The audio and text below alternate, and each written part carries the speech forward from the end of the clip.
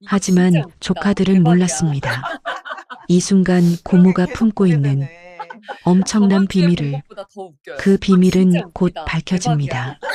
새벽 5시 강원도 산골 마을에 첫 닭 울음소리가 울렸습니다. 박순자는 이미 부엌에서 분주하게 움직이고 있었어요. 어제 밤부터 준비한 음식들을 하나씩 용기에 담았습니다. 3년 묵은 된장, 직접 담근 배추김치, 고춧가루를 아끼지 않고 넣은 수제 고추장, 그리고 산에서 직접 캔 더덕과 도라지까지요. 조카들이 좋아할까? 순자는 혼잣말을 중얼거렸습니다. 벌써 20번도 넘게 서울을 오갔지만 매번 이런 걱정이 앞섰어요. 조카들의 차가운 반응을 알면서도 손은 자꾸 더 많은 것을 챙기게 됩니다. 보따리 2개가 금방 가득 찼어요. 50대 중반의 순자에게는 제법 무거운 짐이었지만 이 정도는 괜찮았습니다. 평생 시골에서 농사일을 하며 살아온 몸이었으니까요. 거울 앞에 섰습니다. 10년도 더 된 파카를 입고 낡은 운동화 끈을 묶었어요. 머리는 단정하게 뒤로 묶었습니다. 화장은 하지 않았어요. 시골에서는 할 일도 없고 서울 가서 해봤자 어색하기만 했으니까요. 그래도 오늘은 명절인데 순자는 서랍에서 오래된 립스틱을 꺼내 입술에 살짝 발랐습니다. 거울 속 자신이 조금은 밝아 보이는 것 같았어요. 터미널까지는 마을버스로 30분이 걸렸습니다. 새벽 6시 20분 서울행 고속버스. 순자는 늘 이 시간 버스를 탔어요. 서울까지 3시간 반이면 도착하니 점심때쯤 조카들을 만날 수 있었습니다. 버스 안은 한산했어요. 명절을 맞아 서울로 올라가는 사람은 순자 말고도 몇 명 더 있었습니다. 모두 비슷한 차림이었죠. 수수한 옷에 보따리를 든 중년의 사람들. 창밖으로 산과 들이 스쳐 지나갔습니다. 순자는 40년 전을 떠올렸어요. 25살 서울에서 남편을 만나 결혼했던 그때. 성북동의 작은 집이었지만 행복했습니다. 남편은 작은 공장을 운영했고 순자는 공장 일을 도우며 살았어요. 하지만 3년 만에 모든 게 무너졌습니다. 남편의 사업이 부도가 났고 빚쟁이들이 매일 집 앞을 서성였죠. 남편은 결국 시골로 내려가자고 했어요. 여보, 서울 집은 어떡해요? 일단 그대로 두자. 나중에 여유 생기면 팔든지 하고. 그렇게 강원도로 왔습니다. 남편은 시골에서 작은 슈퍼를 열었어요. 돈을 모아 다시 서울로 돌아가려 했지만 그 꿈은 이루어지지 못했습니다. 남편이 교통사고로 세상을 떠났으니까요. 순자는 혼자 남았습니다. 35의 나이에 과부가 되어 슈퍼를 지켰어요. 자식도 없었습니다. 그래서 오빠의 아이들, 조카들이 더 소중했죠. 오전 10시 서울 고속버스 터미널에 도착했습니다. 사람들로 북적였어요. 명절이라 그런지 더 복잡했습니다. 순자는 무거운 보따리를 들고 지하철역으로 향했어요. 강남까지는 지하철로 40분이 걸렸습니다. 큰 조카 민준이가 사는 아파트는 역에서 10분 거리였어요. 고급 아파트 단지였습니다. 경비원이 문 앞에 서 있고 주차장에는 외제차들이 가득했죠. 순자는 잠시 현관 앞에서 망설였습니다. 내가 왜 이럴까? 매번 오면서도 이런 기분이었어요. 환영받지 못한다는 걸 알면서도 찾아오는 자신이 한심하게 느껴졌습니다. 하지만 돌아간 오빠를 생각하면 발걸음을 돌릴 수가 없었어요. 초인종을 눌렀습니다. 누구세요? 인터폰 너머로 민준이 아내의 목소리가 들렸어요. 나 고모야. 아, 네. 잠깐만요. 문이 열렸습니다. 민준이 아내가 어색하게 웃으며 맞았어요. 고모님, 어서 오세요. 그래, 안 피곤하니?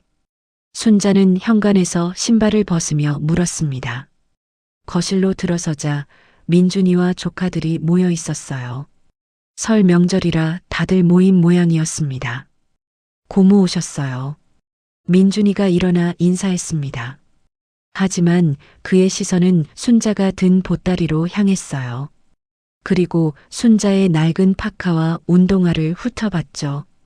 둘째 지혜가 눈썹을 살짝 찌푸렸습니다. 막내 수진이는 대놓고 표정을 구겼어요. 고모, 그 파카는 언제 사신 거예요? 수진이의 말이 떨어지자 거실이 조용해졌습니다. 순자는 당황했지만 억지로 웃었어요. 이거 한 10년 됐나? 아직 튼튼해서 입고 있어. 요즘 그런 스타일 아무도 안 입는데. 수진이가 중얼거렸습니다. 옆에 있던 지혜가 팔꿈치로 툭 쳤어요. 수진이는 입을 다물었지만 이미 분위기는 어색해졌습니다. 순자는 가져온 음식들을 하나씩 꺼냈습니다. 이건 3년 묵은 된장이야. 맛있어. 그리고 김치도 직접 담갔어. 아, 네. 민준이 아내가 건성으로 받았어요. 요즘은 백화점에 다 있어요. 유기농으로 된 것도 많고요. 지혜가 말했습니다. 그래도 직접 만든 게 맛있잖니. 순자가 웃으며 말했지만 아무도 호응하지 않았어요. 수진이가 스마트폰을 꺼내 사진을 보여줬습니다. 고모, 저희 지난달에 스위스 다녀왔어요. 여기 보세요. 알프스 산맥이에요. 와, 예쁘다. 고모는 해외 한 번도 안 가보셨죠? 지혜가 무심코 물었어요. 순자는 고개를 저었습니다. 응, 기회가 없었어. 아, 그러시구나. 지혜의 목소리에는 동정이 묻어났습니다. 민준이가 거실 소파를 가리켰어요. 고모, 여기 앉으세요. 순자는 소파 끝자리에 앉았습니다. 조카들은 각자 스마트폰을 보거나 대화를 나눴어요. 순자는 그저 가만히 앉아 그들을 바라봤습니다. 민준이는 회사에서 잘 지내니? 네, 이번에 승진했어요. 오, 그래. 대단하다. 강남에 아파트도 샀잖아요. 요즘 이 동네 집값이 얼마나 올랐는데요. 민준이 아내가 자랑스럽게 말했습니다. 순자는 고개를 끄덕였어요. 하지만 조카들의 자랑을 들으면서 가슴 한구석이 무거워졌습니다. 점심시간이 되었습니다. 민준이 아내가 음식을 차렸어요. 순자는 부엌으로 가서 도우려 했지만 민준이 아내가 말렸습니다. 괜찮아요, 고모님. 저희가 할게요. 식사는 조용했습니다. 조카들은 서로 이야기를 나눴지만 순자에게는 별로 말을 걸지 않았어요. 식사 후 순자는 가방에서 봉투를 꺼냈습니다. 이거 용돈이야. 명절인데 쓰렴. 봉투마다 10만 원씩 들어 있었어요. 순자가 한 달 동안 슈퍼에서 모은 돈이었습니다. 아, 고모. 괜찮아요. 고모가 더 필요하실 텐데요. 민준이가 거칠애로 사양했습니다. 아니야, 받아. 고모는 쓸 데가 없어. 그래도 그냥 받아. 순자가 억지로 봉투를 쥐어줬어요. 조카들은 어쩔 수 없다는 듯 받았습니다. 고맙다는 말도 제대로 하지 않았죠. 수진이가 봉투를 받으며 중얼거렸어요. 고모, 그 돈으로 고모 옷이나 하나 사세요. 너무 낡았잖아요. 그 말을 듣는 순자의 얼굴이 굳었습니다. 하지만 순자는 웃음을 지었어요. 억지로 만든 웃음이었습니다. 오후 4시 순자는 자리에서 일어났습니다. 나 이제 가봐야겠다. 벌써요? 저녁이라도 먹고 가시지. 민준이가 형식적으로 말했습니다. 아니야, 버스 시간이 있어서. 순자는 보따리를 챙겼어요. 가져온 음식들은 그대로 부엌 한 구석에 놓여 있었습니다. 아무도 거들떠보지 않았죠. 현관문을 나서며 순자는 뒤돌아봤습니다. 조카들은 이미 각자 일상으로 돌아가 있었어요. 스마트폰을 보고 TV를 보며 웃고 떠들었습니다. 순자가 문을 닫는 순간 안에서 수진이의 목소리가 새어나왔어요. 휴, 고모 오시면 좀 불편해. 옷도 그렇고. 순자는 발걸음을 멈췄습니다. 가슴이 먹먹해졌어요. 하지만 다시 걷기 시작했습니다. 엘리베이터를 타고 1층으로 내려왔어요. 아파트 단지를 걸어 나오는 순자의 뒷모습이 쓸쓸했습니다. 저녁 햇살이 기울고 있었어요. 순자는 무거운 마음을 안고 터미널로 향했습니다. 버스 안에서 창밖을 보며 생각했어요. 내가 왜 이럴까? 왜 매번 상처받으러 가는 걸까? 하지만 알고 있었습니다. 조카들이 유일한 가족이니까요. 돌아간 오빠에게 미안하지 않으려면 이렇게라도 인연을 이어가야 한다고 생각했습니다. 순자는 눈을 감았어요. 그리고 알 수 없는 피로감이 몸을 덮쳤습니다. 명절 다음 날 순자는 민준이 집에서 하루를 더 보내기로 했습니다. 사실 조카들이 먼저 제안한 건 아니었어요. 순자가 하루만 더 있다 갈게라고 말했을 때 민준이는 잠깐 망설였습니다. 하지만 어쩔 수 없이 고개를 끄덕였죠. 네, 고모. 편하게 계세요. 말은 그렇게 했지만 민준이의 표정은 그리 반갑지 않았습니다. 아침 9시 순자는 일찍 일어나 부엌으로 갔어요.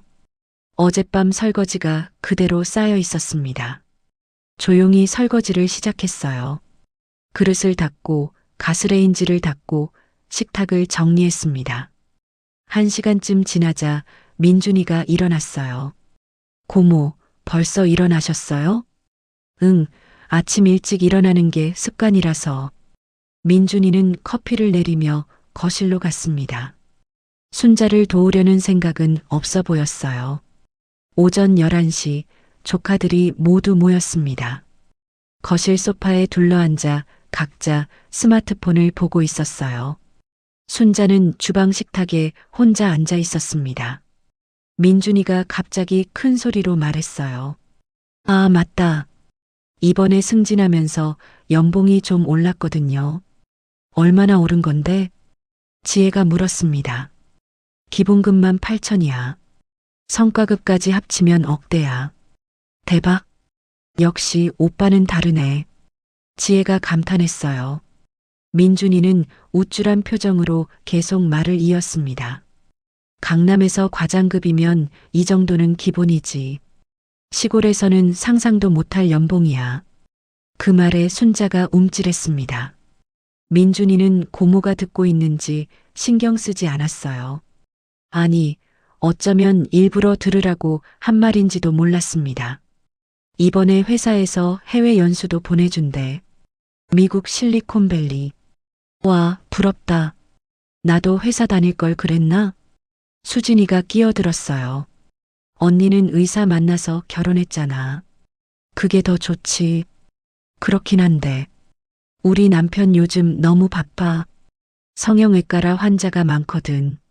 수진이가 남편 자랑을 시작했습니다. 강남에서 성형외과 하면 돈 엄청 벌지 않아? 뭐, 그 정도는 되지.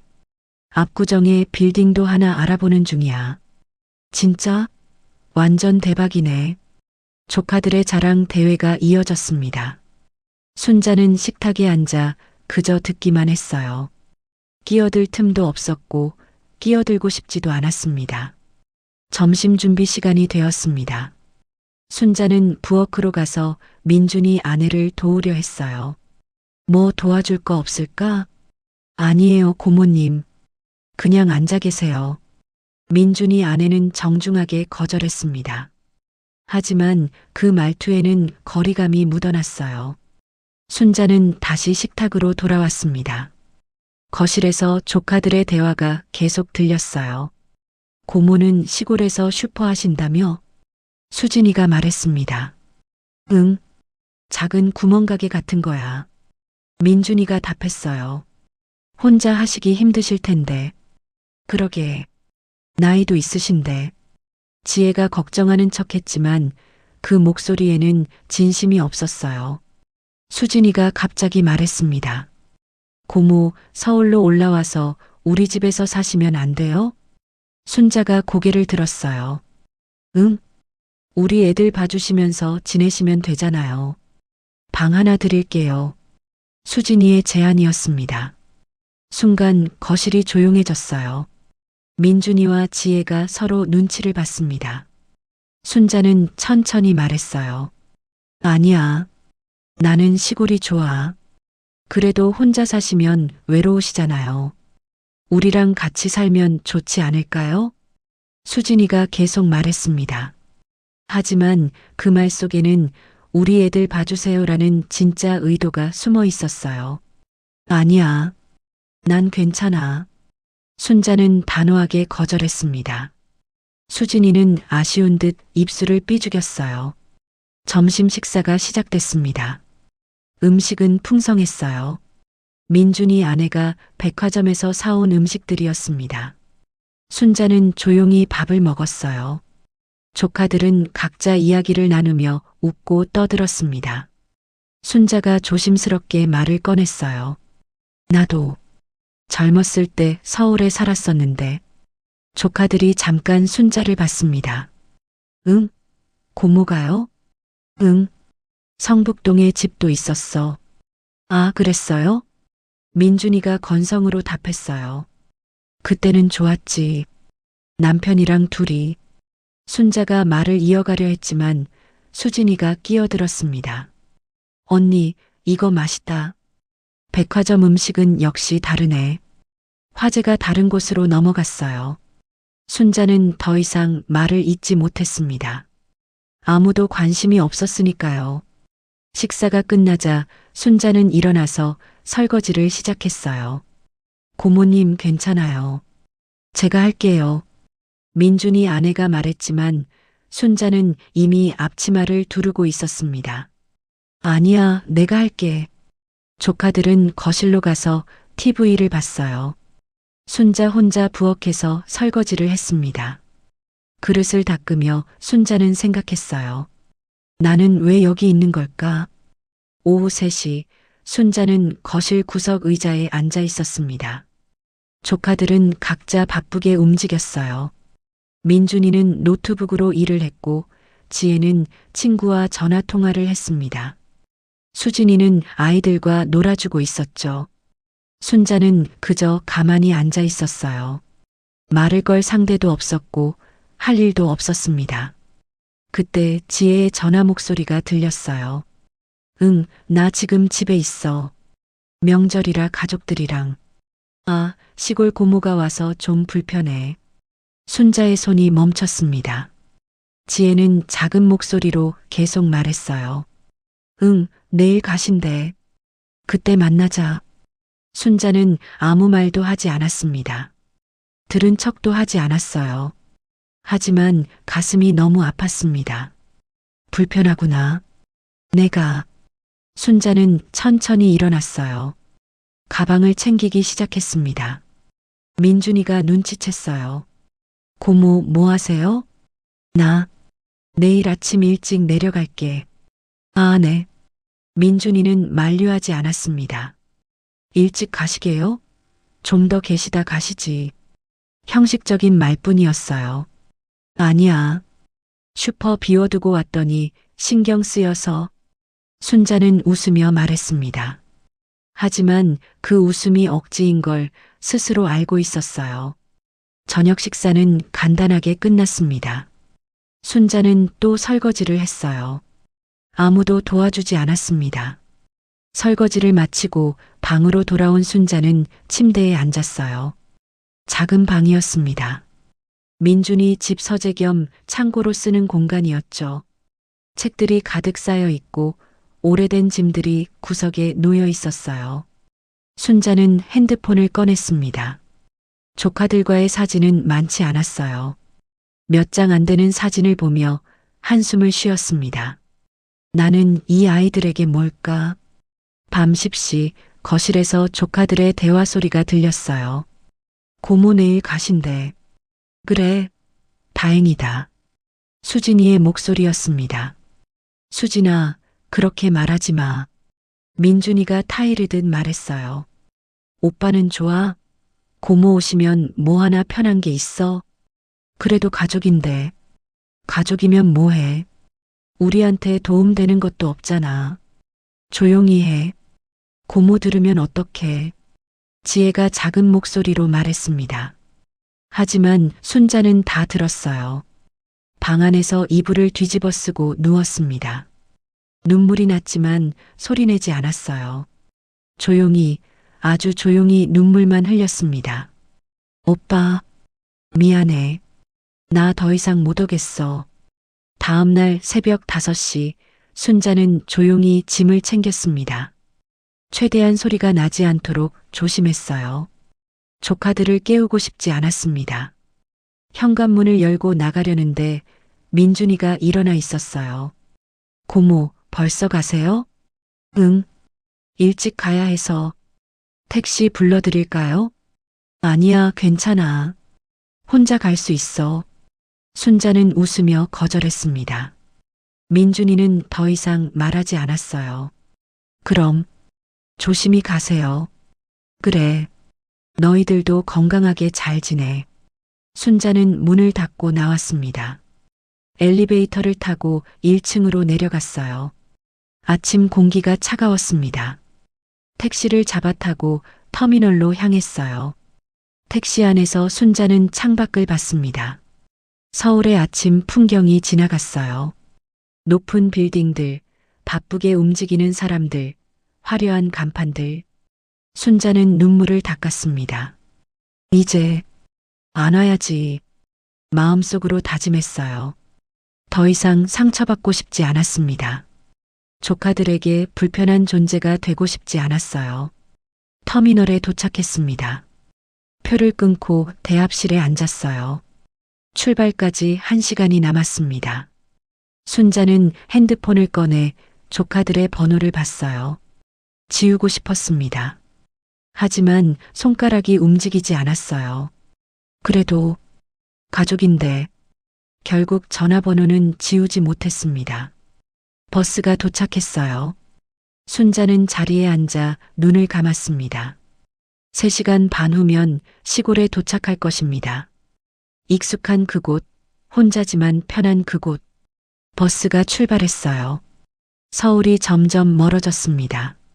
순자의 얼굴에는 복잡한 감정이 교차했어요. 서운함, 외로움, 그리고 작은 해방감. 창밖으로 산과 들이 보이기 시작했습니다. 순자는 작게 한숨을 쉬었어요. 이제 진짜 안 갈 거야. 혼잣말이 버스 안에서 작게 울렸습니다. 2주가 지났습니다. 순자는 시골 마을에서 평범한 일상을 보냈어요. 아침에 슈퍼 문을 열고 손님을 맞고 저녁이면 문을 닫았습니다. 조카들에게는 연락하지 않았어요. 조카들도 연락하지 않았습니다. 그렇게 서로 조용히 멀어지는 것 같았어요. 순자는 오히려 마음이 편했습니다. 상처받을 일도 없고 눈치 볼 일도 없었으니까요. 이게 나은가 봐.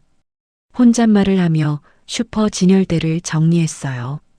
하지만 서울에서는 다른 일이 벌어지고 있었습니다. 같은 날 오전 서울 강남의 한 회사. 민준이는 회의실에 앉아 있었어요. 부동산 개발팀의 원래 회의였습니다. 이번 달 주요 이슈는 성북구 재개발입니다. 팀장이 프로젝터 화면을 가리키며 말했어요. 성북동 일대가 대규모 재개발에 들어갑니다. 예상 사업비 5천억 원 규모죠. 회의실이 웅성거렸습니다. 5천억이요? 네. 서울시에서 낙후 지역 개발 사업으로 추진하는 겁니다. 민준이는 별 관심 없이 자료를 넘겼어요. 부동산 개발은 회사 업무였지만 자신과는 직접적인 관계가 없었으니까요. 하지만 다음 화면에서 눈이 멈췄습니다. 이 지역 최대 지주 명단입니다. 화면에 이름들이 나열됐어요. 민준이의 눈이 한 이름에 고정됐습니다. 박순자 65세, 강원도 거주. 심장이 쿵 내려앉았어요. 잠깐만요. 민준이가 손을 들었습니다. 네, 김 과장님? 저기, 이 박순자라는 분 주소 좀 알 수 있을까요? 주소요? 잠깐만요. 팀장이 자료를 넘겼어요. 성북구 성북동 123에 45번지입니다. 왜요? 민준이의 얼굴이 하얗게 변했습니다. 그 주소를 알고 있었어요. 어릴 때 고모 집에 놀러 갔던 기억이 있었으니까요. 40년도 더 된 일이었지만 그 주소는 분명 고모네 집이었습니다. 아, 아닙니다. 궁금해서요. 민준이는 겉으로는 태연한 척했지만 손이 떨렸어요. 회의가 끝나자마자 자리로 돌아왔습니다. 컴퓨터를 켜고 부동산 정보 사이트에 접속했어요. 성북구 성북동 123에 45 검색 버튼을 눌렀습니다. 화면에 정보가 떴어요. 소유자 박순자, 면적 200평, 용도 주거지역, 공시지가. 민준이는 숨이 막혔습니다. 등기부등본을 열람했어요. 등록일자는 1985년, 40년 전이었습니다. 진짜 고모야. 손이 더 심하게 떨렸어요. 민준이는 급히 재개발 관련 기사를 검색했습니다. 성북구 재개발 보상금. 여러 기사가 쏟아졌어요. 성북구 재개발, 평당 보상액 1억 예상. 낙후 지역 개발로 땅값 10배 상승. 최대 지주 200평 보유, 보상금 200억 추정. 200평 곱하기 1억 200억? 아니, 기사에는 최소 보상금이라고 했어요. 실제로는 더 높을 수도 있었습니다. 이게 말이 돼? 민준이는 의자에 폭 주저앉았어요. 5분 후 민준이는 핸드폰을 꺼냈습니다. 조카들 단톡방에 메시지를 보냈어요. 민준 야들아, 지금 당장 전화 가능해? 곧바로 답장이 왔습니다. 지혜 왜? 무슨 일이야? 수진 나 지금 병원인데 급해? 민준 진짜 급해. 지금 당장 전화할게. 민준이는 회의실로 들어가 문을 닫았어요. 영상통화를 걸었습니다. 화면에 지혜와 수진이의 얼굴이 나타났어요. 오빠 왜 이래? 무슨 일이야? 지혜가 물었습니다. 민준이는 심호흡을 했어요. 너희들 고모가 서울에 땅 가지고 있는 거 알았어? 응? 무슨 소리야? 수진이가 눈을 크게 떴어요. 성북동에 땅이 있어. 200평? 200평? 진짜? 그리고 거기가 재개발 들어간대. 순간 화면이 조용해졌습니다. 재개발? 지혜의 목소리가 떨렸어요. 응. 보상금이 최소 20억 많으면 200억도 가능해. 뭐? 수진이 입을 떡 벌렸습니다. 민준이는 화면에 등기부등본을 보여줬어요. 봐. 소유자 박순자. 주소도 강원도로 되어 있어. 지혜가 화면을 확대해서 봤습니다. 진짜네. 이게 우리 고모. 40년 전부터 가지고 있었대.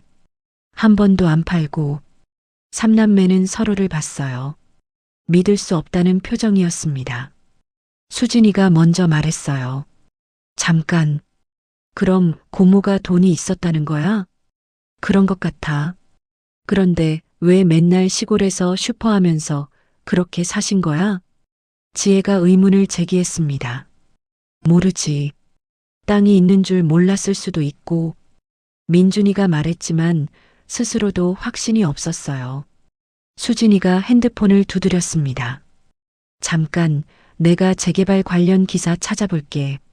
1분 후 수진이의 얼굴이 더 창백해졌어요.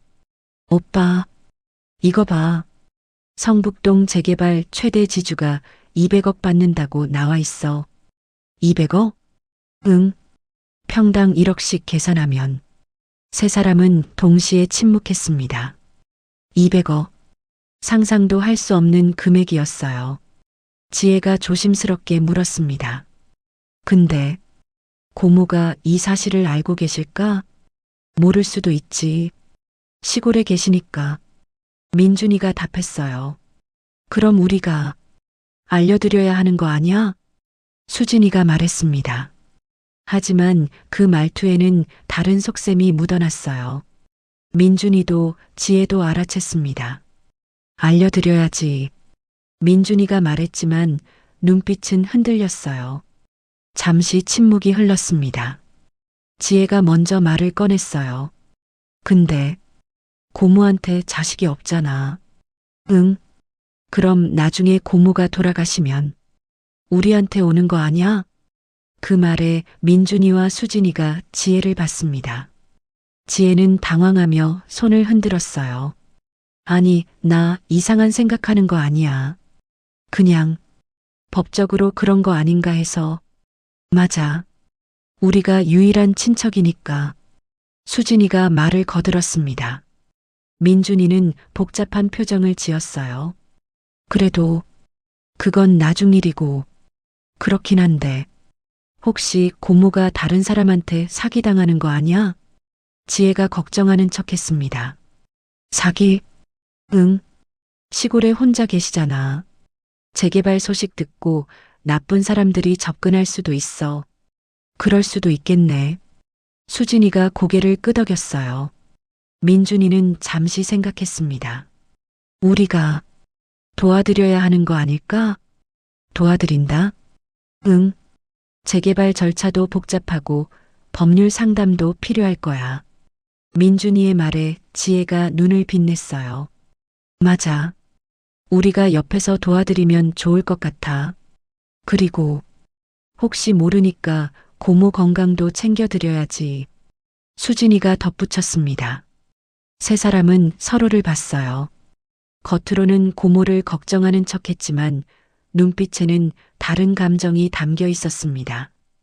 욕심, 그리고 계산. 민준이가 말했습니다. 일단 고모한테 연락해 봐야겠다. 지금? 응. 자연스럽게. 뭐라고 할 건데? 지혜가 물었어요. 그냥 안부 전화. 재개발 얘기는 나중에 꺼내고. 좋아. 그렇게 하자. 수진이가 동의했습니다. 민준이는 고모의 번호를 찾았어요. 2주 동안 한 번도 연락하지 않았던 번호였습니다. 손가락이 떨렸어요. 통화 버튼을 누르려는데 지혜가 말했습니다. 오빠 잠깐. 왜? 너무 급하게 하면 이상하게 생각하실 수도 있어. 그럼 어떻게 해? 일단 며칠 기다렸다가 주말에 시골 가는 게 어때? 직접 가? 응. 그게 더 자연스러울 것 같아. 민준이는 고개를 끄덕였어요. 그래. 그게 낫겠다. 우리 셋이 다 같이 가자. 수진이가 제안했습니다. 고모 오랜만에 보시면 좋아하실 거야. 지혜가 웃으며 말했지만 그 웃음은 어딘가 어색했어요. 영상통화가 끝났습니다. 민준이는 회의실에 혼자 앉아 있었어요. 창밖을 보며 생각했습니다. 200억. 그 돈이 있으면 무엇을 할 수 있을까? 강남에 더 큰 아파트를 살 수 있습니다. 아이들 교육도 최고로 시킬 수 있고 해외여행도 마음껏 다닐 수 있었어요.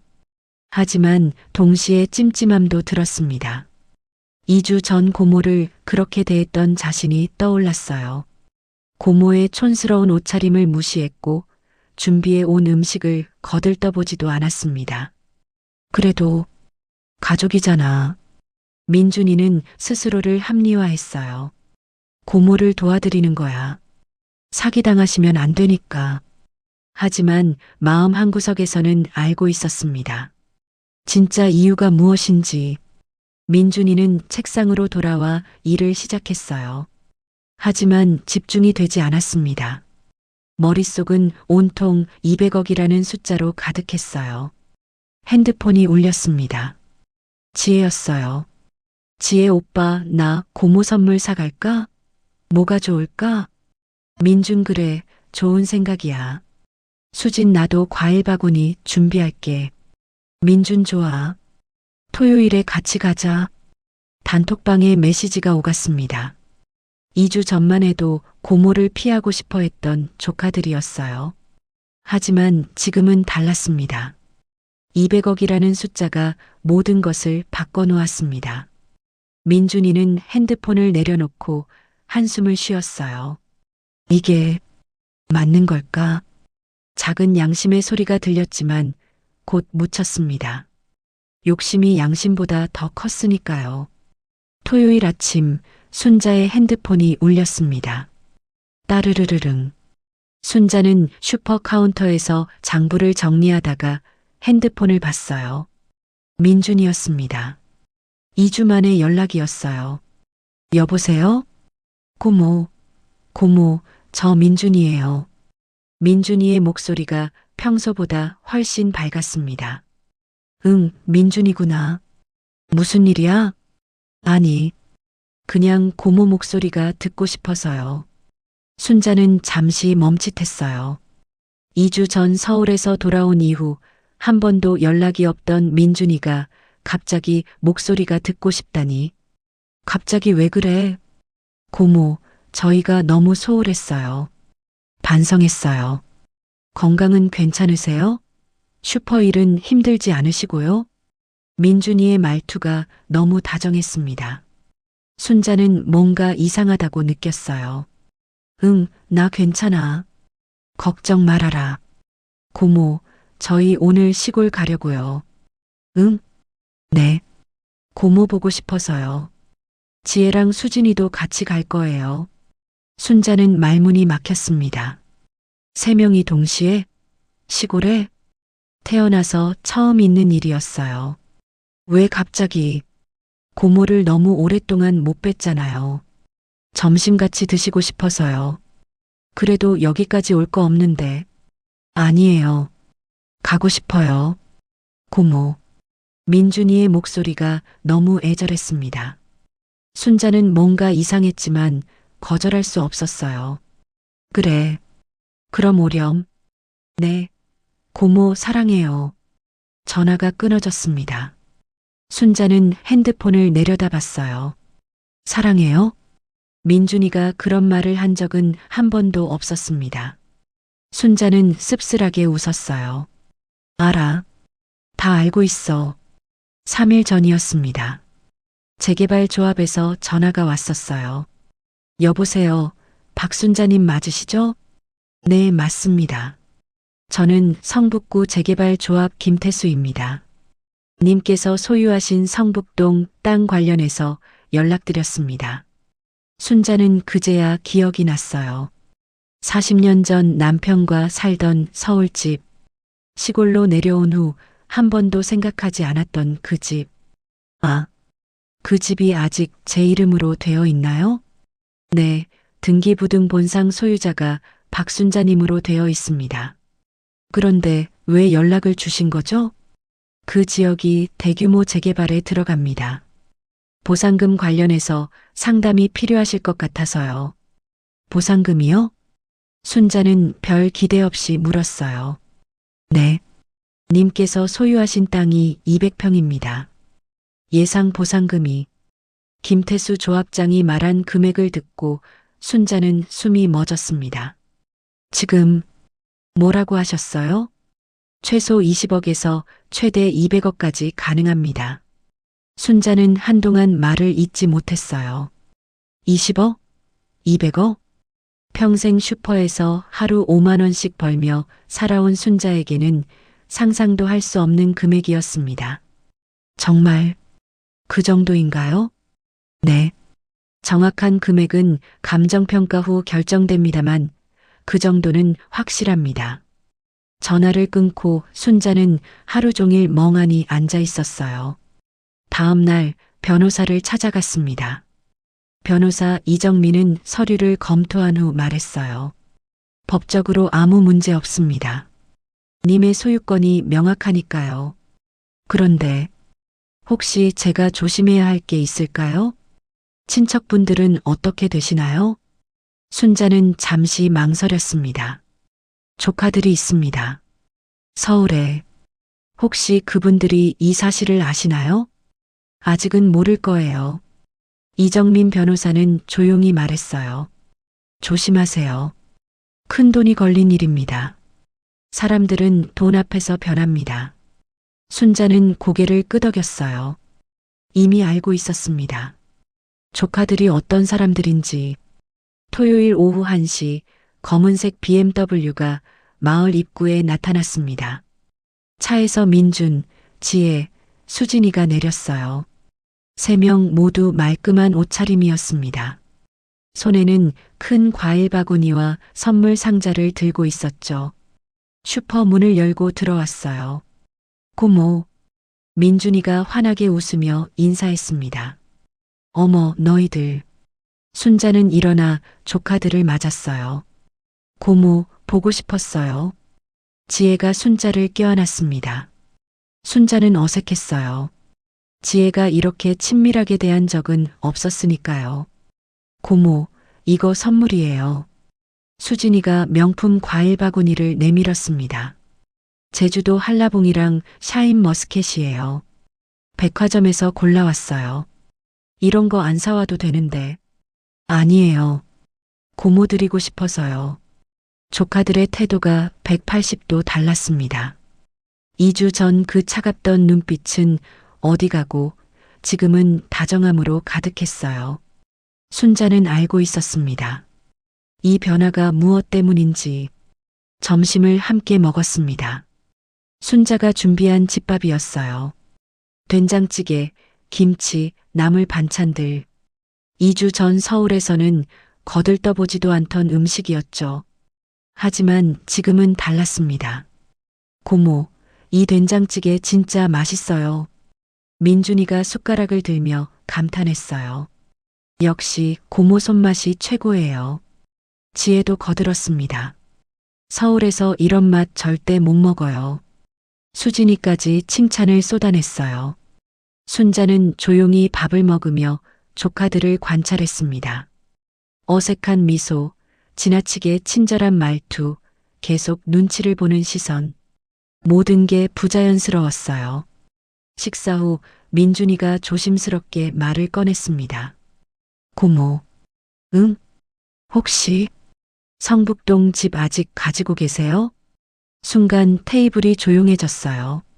지혜와 수진이가 민준이를 봤습니다. 순자는 천천히 고개를 끄덕였어요. 응, 아직 있어. 아, 그러시구나. 민준이의 목소리가 떨렸습니다. 혹시 재개발 소식 들으셨어요? 응, 들었어. 그럼. 조합에서 연락 왔어. 일주일 전에. 순자가 담담하게 말했습니다. 조카들의 얼굴이 긴장됐어요. 고모, 그게 보상금이 엄청날 거래요. 지혜가 끼어들었습니다. 우리가 알아봤는데 사기꾼들이 많이 접근한대요. 조심하셔야 해요. 그래서 우리가 도와드리려고요. 수진이가 말했어요. 고모 혼자서는 힘드실 테니까. 3명이 일제히 순자를 봤습니다. 순자는 잔을 들어 물을 한 모금 마셨어요. 그리고 조용히 말했습니다. 걱정 마. 변호사도 선임했어. 네. 민준이가 깜짝 놀랐어요. 변호사요? 응. 이정민 변호사. 평판 좋은 분이더라. 그럼 이미 다 알고 계신 거예요? 지혜의 목소리가 떨렸습니다. 응. 보상금 얼마 나오는지도 알아. 절차가 어떻게 되는지도 다 들었어. 순자의 말에 조카들은 서로를 봤어요. 당황한 표정이었습니다. 잠시 침묵이 흘렀어요. 수진이가 어색하게 웃으며 말했습니다. 그래도 고모, 우리가 옆에서 도와드릴게요. 도와준다? 순자가 수진을 봤어요. 응, 가족이잖아요. 우리가 고모 챙겨드려야죠. 2주 전에는 내가 불편하다고 했잖니. 네. 수진의 얼굴이 굳었습니다. 전화로 친구한테 그랬잖아. 시골 고모가 와서 불편하다고. 고모.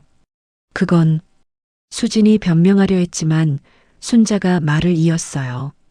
민준이 너도 마찬가지야. 내 옷이 촌스럽다고 했지. 고모, 그건 제가 잘못했어요.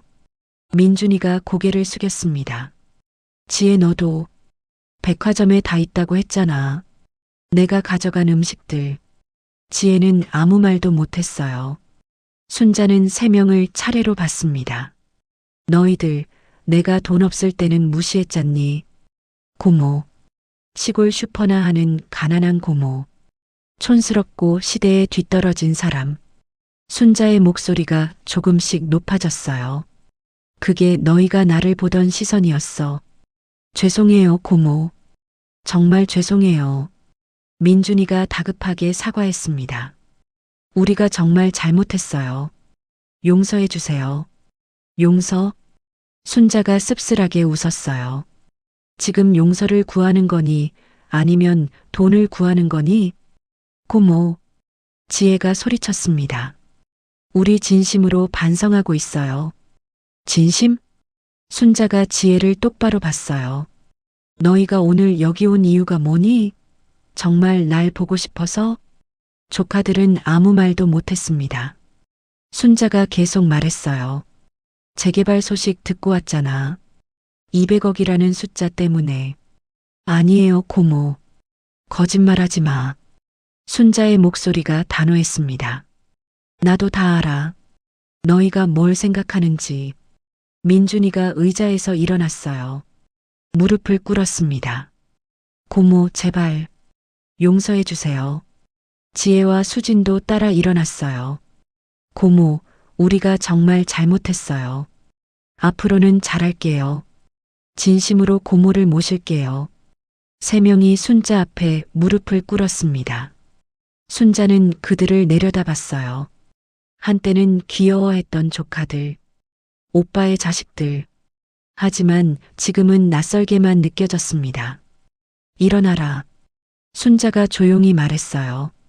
일어나서 돌아가. 고모, 돌아가라고 했어. 순자의 목소리에 힘이 실렸습니다. 조카들은 떨리는 다리로 일어났어요. 고모, 정말 다시는 이런 일 없을 거예요. 민준이가 마지막으로 말했습니다. 순자는 고개를 저었어요. 너희들, 나한테 필요한 게 뭔지 알아? 사과가 아니야. 돈도 아니고. 순자가 창밖을 봤습니다. 진심이야. 진짜 가족의 마음. 우리 진심이에요, 고모. 아니야. 순자가 돌아서며 말했어요. 진심이었으면 돈 없을 때도 이렇게 대했겠지. 조카들은 할 말을 잃었습니다. 순자가 슈퍼 문을 열었어요. 이제 가렴. 그리고 다시는 이런 일로 오지 마라. 민준, 지혜, 수지는 고개를 숙인 채 밖으로 나갔습니다. 차 문이 닫히는 소리, 엔진 소리, 그리고 멀어지는 차. 순자는 문 앞에 서서 그 모습을 지켜봤어요. 눈물이 흘렀습니다. 하지만 후회는 없었어요. 오빠, 내가 잘한 거지? 혼잣말이 텅 빈 슈퍼에 울렸습니다. 조카들이 떠난 후 슈퍼는 고요했습니다. 순자는 혼자 앉아 창밖을 바라봤어요. 해가 지고 있었습니다. 산 너머로 붉은 노을이 번졌죠. 핸드폰이 울렸습니다. 민준이었어요. 받지 않았습니다. 다시 울렸습니다. 이번엔 지혜. 역시 받지 않았어요. 문자가 쏟아졌습니다. 민준, 고모, 정말 죄송합니다. 한 번만 기회를 주세요. 지혜, 고모, 우리 진심으로 반성하고 있어요. 제발. 수진, 고모님, 저희가 너무 잘못했어요. 용서해 주세요. 순자는 핸드폰을 내려놓았어요. 답장하지 않았습니다. 창밖의 노을이 점점 짙어졌어요. 순자는 조용히 눈을 감았습니다. 40년 전이 떠올랐어요. 남편과 함께 살던 서울 성북동의 작은 집. 비좁았지만 따뜻했던 그곳. 남편의 웃음소리, 함께 먹던 저녁밥, 손을 잡고 걷던 골목길. 그 모든 게 행복이었습니다. 돈이 많지 않아도, 큰 집이 아니어도 그저 사랑하는 사람과 함께라면 충분했어요. 그런데 언제부턴가 사람들은 돈으로 사람을 평가했습니다. 조카들도 그랬어요. 돈 없는 순자는 무시받았고 돈 있는 순자는 존중받았죠. 하지만 순자는 변하지 않았습니다. 여전히 같은 사람이었으니까요. 일주일이 지났습니다. 순자는 평소처럼 슈퍼를 열었어요. 마을 사람들이 하나둘 찾아왔습니다. 순자 씨, 요즘 서울에서 조카들 자주 온다며? 마을 이장님이 물었어요. 아니요. 그냥 한번 다녀갔어요. 아이고, 좋겠다. 가족이 챙겨주니까. 순자는 웃으며 대답했습니다. 그냥 그래요. 사실 가족이 챙겨준다는 말이 씁쓸했어요. 진짜 가족이라면 돈이 있든 없든 상관없이 챙겼을 테니까요. 이장님이 가고 난 후 슈퍼에 한 여성이 들어왔습니다. 변호사 이정민이었어요. 안녕하세요, 박순자님. 변호사님. 어쩐 일이세요? 재개발 관련해서 서류 몇 가지 가져왔어요. 이정민은 서류 가방을 열었습니다. 보상금 1차 협의가 끝났습니다. 예상대로 200평에 평당 1억 2천입니다. 그럼 총 240억입니다. 순자는 숨을 멈췄어요. 240억. 평생 상상도 못한 금액이었습니다. 세금 떼고 나면 실수령액이 약 180억 정도 되실 겁니다. 이정민이 차분하게 설명했어요. 순자는 한동안 말을 잇지 못했습니다. 그 돈으로 뭘 하면 좋을까요? 이정민이 순자를 봤어요. 님께서 하고 싶으신 거 하시면 됩니다. 하고 싶은 거. 순자는 잠시 생각했습니다. 사실 특별히 하고 싶은 게 없었어요. 큰 집도 필요 없고 비싼 차도 필요 없었습니다. 제가 장학재단을 만들고 싶은데요. 순자가 조심스럽게 말했어요. 장학재단요? 네. 이 지역 아이들 공부하고 싶은데 형편이 어려운 아이들 도와주고 싶어요. 이정민이 미소 지었습니다. 좋은 생각이십니다. 도와드리겠습니다. 그리고 순자가 말을 이었어요. 마을에 경로당도 새로 짓고 싶어요. 지금 건물이 너무 낡았거든요. 네. 병원도 하나 있으면 좋겠어요. 마을 어르신들이 멀리까지 가시기 힘드시니까. 순자의 목소리가 점점 밝아졌습니다. 그리고 슈퍼는 계속할 거예요. 돈은 많아졌지만 제 일상은 그대로니까요. 이정민은 고개를 끄덕였어요. 존경스럽습니다. 아니에요. 제가 받은 행운을 나누는 거예요. 순자가 창밖을 봤습니다. 남편이 살아 있었다면 이렇게 했을 거예요. 한 달이 지났습니다. 마을에 소문이 퍼졌어요. 순자가 재개발 보상금을 받아 마을에 장학재단을 만든다는 소식이었습니다. 마을 사람들이 하나둘 찾아왔어요. 순자 씨 대단해요. 그 큰 돈을 마을에 쓰다니. 이장님, 저 혼자 쓰기엔 너무 많은 돈이에요. 그래도 보통 사람들은 못해요. 자식들 주고 큰 집 사고 그러죠. 저는 자식이 없잖아요. 순자가 웃으며 말했습니다. 그래도 조카들이 있잖아요. 이장님의 말에 순자는 잠시 침묵했어요. 조카들은 필요 없대요. 그래요? 네. 제가 스스로 할 수 있으니까요. 순자의 말에는 쓸쓸함이 묻어났지만 동시에 단호함도 있었습니다. 어느 날 저녁 순자는 슈퍼 앞 평상에 앉았어요. 하늘에 별이 가득했습니다. 핸드폰이 울렸어요. 또 민준이었습니다. 이번엔 받았어요. 여보세요. 고모, 저 민준이에요. 민준의 목소리가 급했습니다. 응? 고모, 뉴스 봤어요. 장학재단 만드신다고요? 응, 만들 거야. 고모, 그 돈 우리한테는 안 주실 거예요? 민준의 목소리가 떨렸어요. 순자는 깊게 숨을 들이마셨습니다. 민준아. 네, 고모. 너희들이 정말 필요했을 때가 언제였는지 아니? 내가 시골에서 혼자 외로워하고 슈퍼일로 힘들어할 때였어. 순자의 목소리가 차분했습니다. 그때 한 번이라도 진심으로 전화했었니? 진심으로 걱정했었니? 고모, 죄송해요. 돈이 생기니까 찾아왔잖아. 그게 가족이니? 고모, 우리가 정말 잘못했어요. 다시 한 번만. 민준아, 순자가 말을 끊었어요. 나는 너희를 미워하지 않아. 다만 실망했을 뿐이야. 고모, 진짜 가족이라면 돈 있을 때나 없을 때나 똑같이 대해야지. 순자의 말에 민주는 아무 말도 못했습니다. 그리고 말이야. 순자가 하늘을 올려다봤어요. 이 돈은 내 것이지만 동시에 이 세상 것이기도 해. 무슨 말씀이세요? 나 혼자 쓰기엔 너무 많아. 그래서 나누려고. 하지만 우리는 가족인데. 가족은 돈 받으려고 있는 게 아니란다. 순자의 목소리가 단호했습니다. 민주는 한참 침묵했어요. 그리고 작은 목소리로 말했습니다. 고모, 정말 죄송합니다. 응. 저희가 너무 잘못했어요. 알아. 용서해 주실 수 있나요? 순자는 잠시 생각했습니다. 용서는 해. 너희도 사람이니까 실수할 수 있지.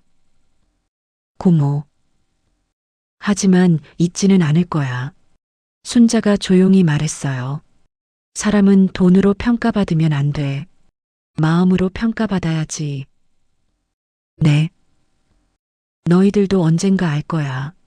진짜 중요한 게 뭔지. 전화를 끊었습니다. 순자는 핸드폰을 내려놓고 다시 하늘을 봤어요. 별들이 반짝였습니다. 6개월이 지났습니다. 마을에 변화가 생겼어요.